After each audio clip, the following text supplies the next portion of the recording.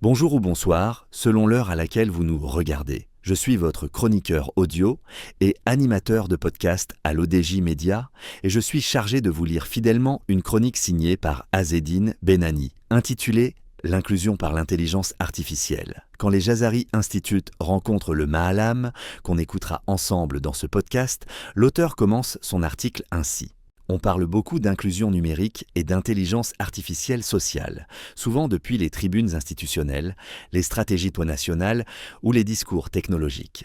Mais l'inclusion véritable ne se joue pas dans les slogans. Elle se joue dans les lieux de vie, dans les gestes du quotidien, dans les trajectoires invisibles. Dans mon livre Wald Maalam, l'atelier du Maalam devient un espace de transmission silencieuse, patiente et profondément humaine. C'est à partir de cette expérience que se pense une intelligence artificielle réellement inclusive. La première fracture n'est pas technologique, elle est symbolique. Beaucoup de citoyens ne se sentent pas exclus par manque d'outils, mais parce qu'ils ne se reconnaissent pas dans le récit dominant de l'IA. Dans l'atelier du Maalam, on apprend par l'observation, l'erreur et la répétition. Personne n'est disqualifié parce qu'il ne maîtrise pas le vocabulaire. Cette logique dit beaucoup de ce que devrait être une IA sociale, reconnaître les savoirs existants avant de prétendre les augmenter. Dans l'atelier, la transmission ne se décrète pas, elle se vit. De la même manière, l'inclusion par l'IA ne peut être décrétée depuis le sommet. Elle suppose une présence dans les territoires, au plus près des citoyens et citoyennes du Maroc, sans prérequis académiques ni intimidation symbolique. Les Jazari Institute pourraient offrir ces espaces de proximité où l'IA cesse d'être verticale pour devenir incarnée. Le Maalam n'est jamais remplacé. Il évolue, il adapte son geste, il intègre parfois l'outil moderne sans perdre son âme. Une IA sociale digne de ce nom suit la même logique.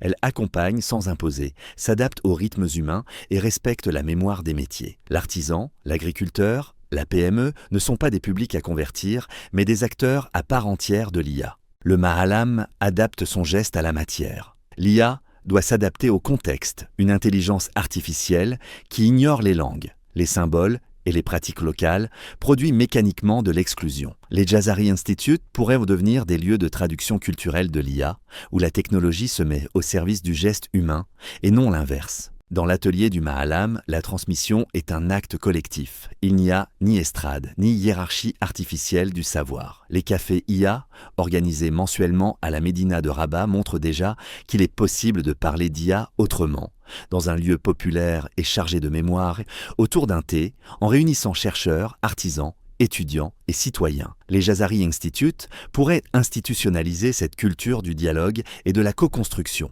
Dans l'atelier, la réussite ne se mesure pas immédiatement. Elle se constate dans la répétition, dans la transmission, dans la continuité. De la même manière, une IA inclusive ne se mesure pas à la sophistication des démonstrateurs, mais à la capacité des citoyens à s'en emparer durablement. À travers les Jazari Institute, le Maroc pourrait tracer une voie singulière, celle d'une intelligence artificielle sociale, enracinée, patiente et humaine. Une IA qui n'efface pas le Maalam, mais qui apprend de lui. Ce n'est pas seulement un projet technologique, c'est un choix de société. Merci de nous avoir suivis. On se retrouve très prochainement pour une nouvelle chronique, une nouvelle voix et une nouvelle réflexion sur notre société.